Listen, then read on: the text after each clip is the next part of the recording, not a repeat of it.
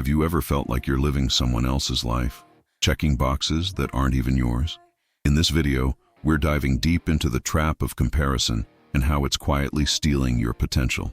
It's time to stop chasing external validation and start listening to your own inner voice, the one you've been ignoring for far too long. If you're ready to reclaim your focus, redefine success on your terms, and finally show up for your own journey, you're in the right place.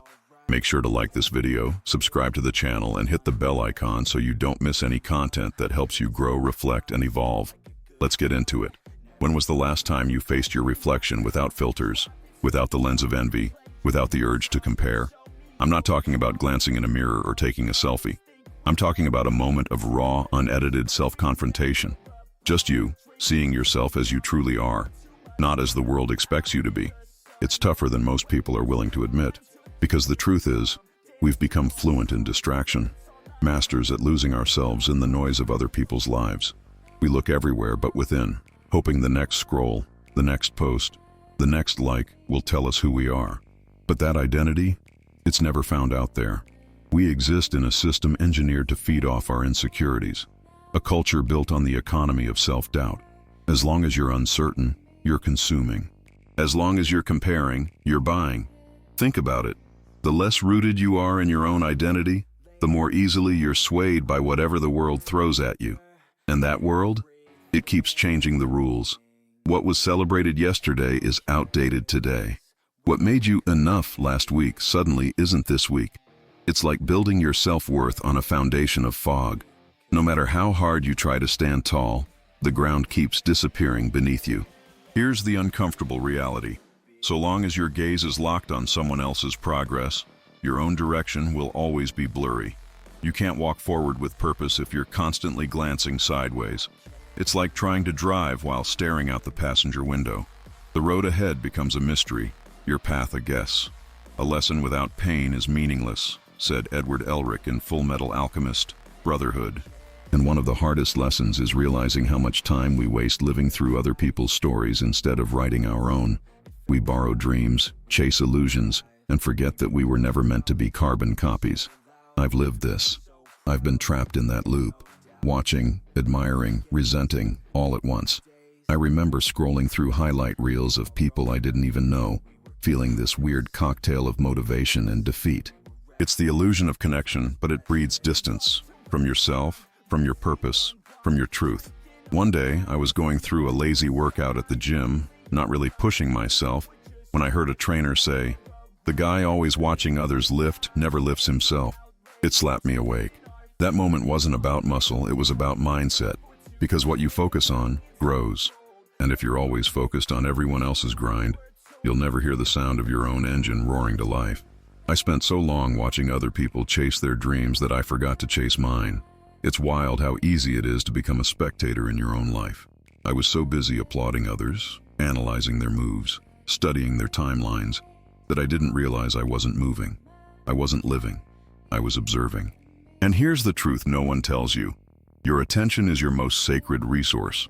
It's the fuel of creation, the source of growth, the architect of destiny. But when that attention is constantly spent watching someone else's highlight reel, your own life becomes a draft that never gets finished. Your story remains unwritten while you memorize the scripts of others. Let that sink in for a second. Imagine what you could have accomplished if every moment of silent comparison had been a moment of deliberate creation. What habits might you have formed? What passions might you have turned into mastery? What inner battles might you have already won? You see, energy doesn't disappear. It just gets redirected. And for too many of us, it flows outward, feeding illusions, chasing images, instead of being rooted inward to build something real. A lesson learned too late is one that costs the most, said Gojo Satoru in Jujutsu Kaisen. And I learned it late, but not too late. So here's a challenge, not a punishment, not a judgment, but a powerful test of awareness. For the next 7 days, become the observer of your own thoughts. Each time you find yourself slipping into comparison, pause, not to scold yourself, but to get curious. How does it make you feel? What assumptions does it trigger about your worth, your pace, your value? Does it leave you feeling driven or depleted? This practice isn't about suppressing the comparison instinct. It's about making it conscious. And once you become conscious, you take back control. You shift from being pulled by external currents to steering your own course.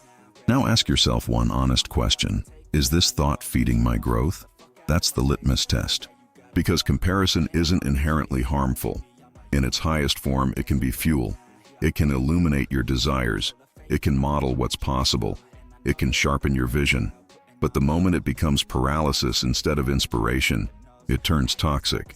At that point, it's just static, background noise that clouds your clarity and steals your joy. Like Levi Ackerman in Attack on Titan once said, "The only thing we're allowed to do is believe that we won't regret the choice we made." So make choices you won't regret. Reclaim your attention. Invest it like it matters, because it does.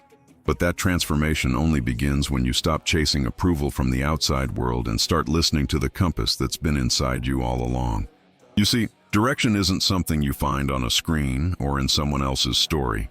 It's something you uncover within yourself by getting brutally honest about what drives you, what moves you, what matters to you. It's easy to fall into the trap of chasing applause, likes, recognition. But those are just echoes. They sound loud, but they're hollow if they're not aligned with your truth. And the world is loud. If you're not careful, it will drown out your own voice before you even know what it sounds like. Don't get me wrong. This isn't about isolating yourself or ignoring everyone around you. Growth requires connection. We need role models, teachers, friends, community. We grow faster when we're inspired by others. But there's a fine line between learning from someone and losing yourself to them. Admire their discipline, study their strategies, celebrate their wins, but never forget, your road is yours alone. It's not about being better than someone else. It's about being better than you were the day before, said Kenshin Himura in Rurouni Kenshin. That simple shift, from competition to growth, is where your power begins to take root. So when you see someone winning, pause. Instead of spiraling into doubt or envy, ask yourself, what's the lesson here? What can I extract from their story that strengthens my own? Maybe it's their work ethic, their resilience, their creativity, their patience. Whatever it is, use it as a mirror, not a measuring tape. The only person you should ever try to outdo is the version of yourself who played small yesterday. The only comparison that holds weight is between who you are and who you know you're meant to be. That's the real arena. And if you stay consistent in that fight, you win, even when no one's clapping. I'll be honest. I spent years chasing someone else's dream. I thought success came in a box with a label, the luxury car, the high-rise apartment, the six-figure title, the picture-perfect partner. So I ran myself ragged trying to collect those boxes like trophies. But when I finally caught up to them, I felt nothing. No satisfaction, no peace, just exhaustion. Because they weren't my boxes. I never stopped to ask myself if any of that aligned with what I actually wanted. And that's when it hit me. Fulfillment isn't found in someone else's checklist. It's born from self-awareness.